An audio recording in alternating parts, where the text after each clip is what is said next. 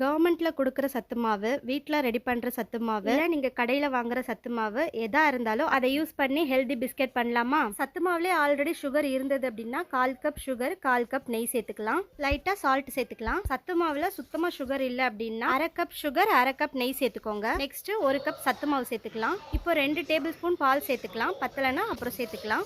மாவு உதிரி உதிரியா இருக்கு. இன்னும் ஒரு 3 ஸ்பூன் பால் சேர்த்து மிக்ஸ் பண்ணிக்கலாம். இந்த மாதிரி சாஃப்டா மாவு பிசைஞ்சு வச்சதுக்கு அப்புறம் ஒரு பிளேட்ல நெய் தடவி ரெடியா வச்சுக்கலாம். பிஸ்கட் ஷேப் பண்ணிடலாம். ஒரே சைஸ்ல எல்லா பிஸ்கட்டையும் ஷேப் பண்ணி வச்சுக்கோங்க. அப்பதான் ஈவனா குக் ஆகும். பிஸ்கட் ஷேப் பண்ணிட்டு உங்களுக்கு பிடிச்ச மாதிரி டிசைன்ஸ் பண்ணிக்கோங்க. அவன் இல்லாம பிஸ்கட்டை குக் பண்றதுக்கு ஒரு வெயிட்டான கடாய் எடுத்துக்கோங்க. யூஸ் பண்ணாத வேஸ்ட் பேன் நான் எடுத்திருக்கேன். வெயிட்லெஸ்ஸா எடுத்திருந்தீங்கன்னா உள்ள கொஞ்சம் கல்லுப்பு சேர்த்து அது மேல இந்த மாதிரி ஸ்டாண்ட் வச்சுக்கோங்க. எம்டி பேனை மூடி வச்சு மீடியம் ஃப்ளேம்ல ஒரு 5 மினிட்ஸ் ப்ரீ ஹீட் பண்ணி வச்சதுக்கு அப்புறம் பிஸ்கட் பிளேட்டை உள்ள வச்சு மூடி வச்சிடலாம். உள்ள வச்சு ஒரு 35 to 40 மினிட்ஸ் குக் பண்ணீங்கன்னா பிஸ்கட் ரெடி ஆயிரும். Healthy biscuit ready.